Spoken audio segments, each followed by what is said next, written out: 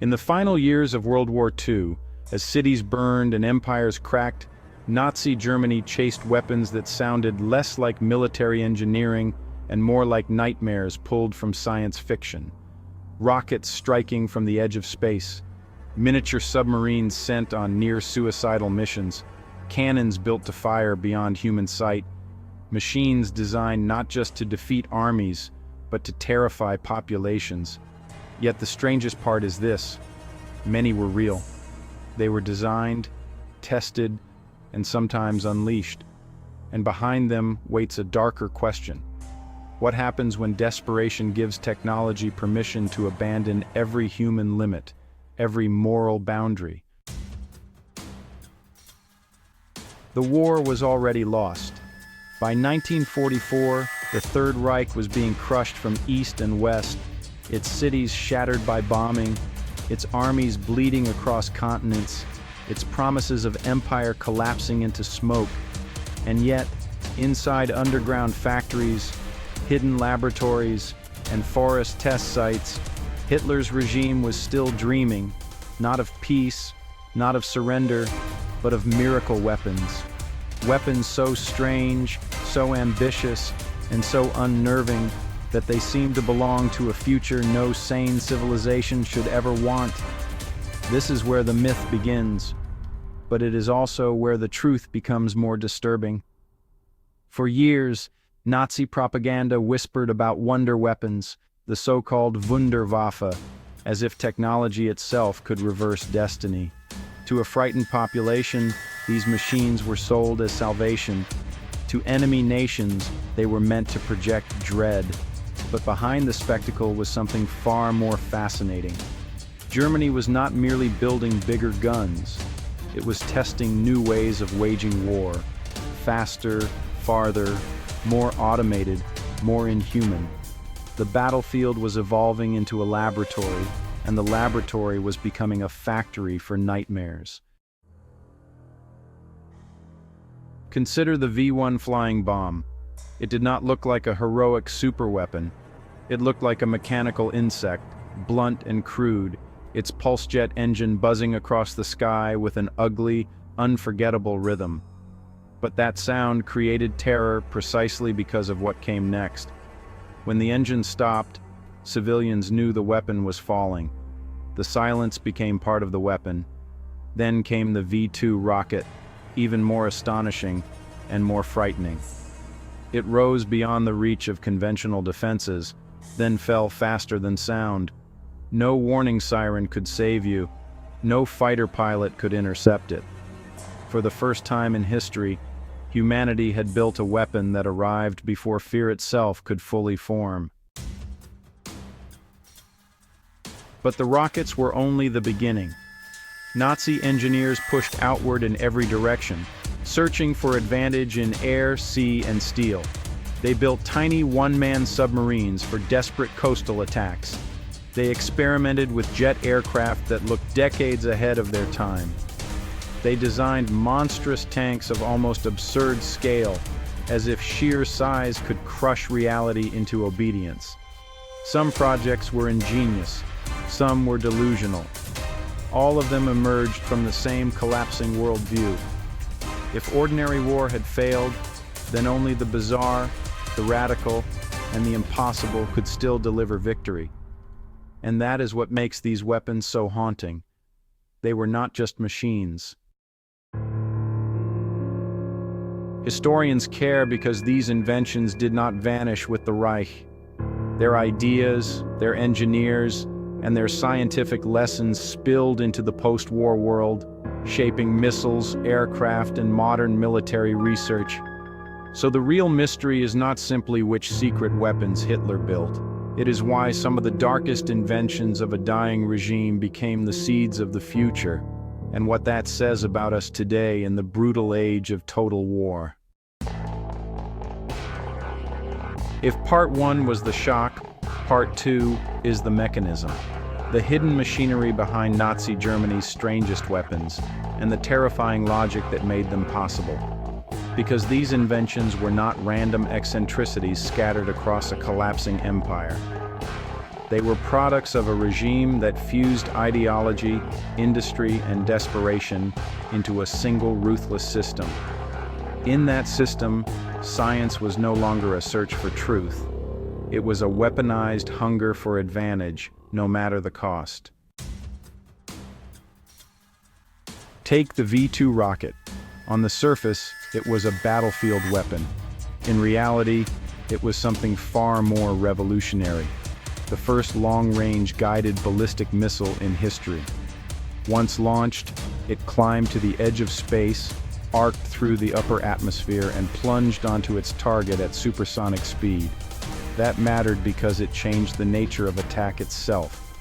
Previous bombing required pilots, navigation, risk, and interception. The V-2 erased all of that. It transformed war into mathematics: fuel, trajectory, velocity, impact. The human hand pressed the launch command, but after that, the machine completed the sentence alone.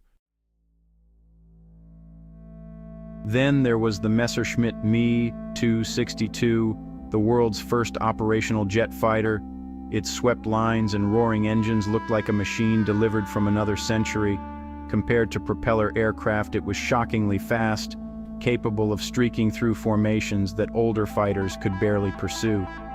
Had it appeared earlier, in larger numbers, and under better strategic conditions, it might have altered parts of the air war. But this is where the twist emerges. The Me 262 was technologically brilliant and strategically trapped. Germany had the future in its hands, but not the fuel, production stability, trained pilots, or time to use it properly. Genius was colliding with collapse.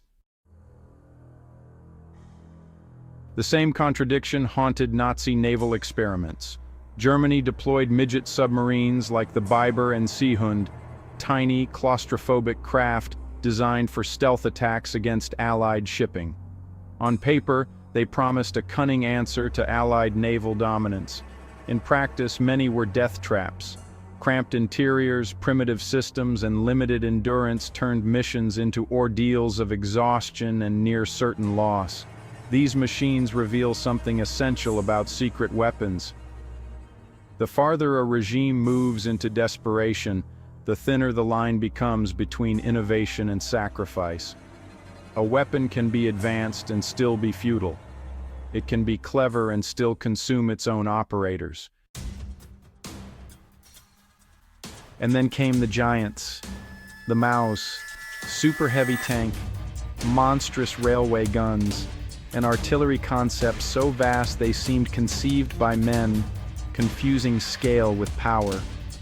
These weapons embodied a warped industrial fantasy that the answer to modern warfare was to build something so enormous it would terrify logic itself. But modern war was becoming faster, more mobile, more aerial, more systemic. These giant machines were not the future. They were relics of a mind unable to understand that warfare had already evolved beyond brute spectacle. Yet the greatest twist is this. Many of these failed or partial projects still changed the world. Their technology, captured by the Allies and Soviets, did not die in the ruins. It migrated, it matured, it entered the Cold War. So when we look at these secret weapons, we are not staring at dead curiosities. We are looking at prototypes of the modern age, born in darkness, refined by victors, and carried forward into a world that was only beginning to understand the terrible power it had inherited. By the end of World War II, the strangest weapons of Hitler's Reich had failed to save it. The rockets did not stop the Allied advance. The jets did not restore air superiority. The miniature submarines did not break the blockade. The giant tanks did not roll across Europe like iron gods. In pure military terms, these miracle weapons were too few, too late, too scattered, and too entangled in a collapsing system to change the outcome. But history's most dangerous inventions are not always the ones that win. Sometimes they are the ones that survive, because when Germany fell, its laboratories did not simply vanish into ashes. They were raided, dissected, and absorbed. Scientists, engineers, prototypes, and classified documents were seized by rival powers racing to inherit the future. Wernher von Braun and other rocket specialists would go west, helping shape American missile development and eventually the space program. Soviet teams captured their own share of expertise and hardware, folding Nazi research into a different superpower machine. What began as Hitler's desperate search for victory became one of the hidden foundations of the Cold War. That is the deepest irony in this story. Some of the regime's most bizarre weapons were not dead ends.